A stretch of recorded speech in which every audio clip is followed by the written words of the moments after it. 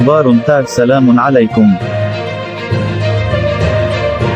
علمت شوف تيفي أن الأم بطلة فيديو تعذيب طفلتها تم إيقافها من طرف المصالح الأمنية بمدينة العرائش في الساعات الأولى من يومه الأربعاء، مباشرة بعد تداول الفيديو الخطير بمواقع التواصل الاجتماعي، والذي أثار غضب المغاربة نظرا لخطورته. وأوضح مصدر القناة أن المصالح الأمنية تستمع إلى الأم رفقة زوجها من أجل تحديد ظروف وملابسات الفيديو الخطير، والذي ظهرت به وهي تعذب طفلتها بطريقة وحشية، مشيرا إلى أن الفيديو جرت فصوله قبل 9 أشهر قبل أن يتم تسريبه ليلة الثلاثاء الأربعاء. تجدر الإشارة إلى أن مقطع الفيديو الخطير هز مواقع التواصل الاجتماعي ليلة الثلاثاء الأربعاء، يظهر تورط أم في تعنيف وتعذيب ابنتها التي ما زالت طفلة بطريقة وحشية كادت أن تودي بحياتها لولا الألطاف الإلهية، نظرا لخطورة طريقة تعنيفها.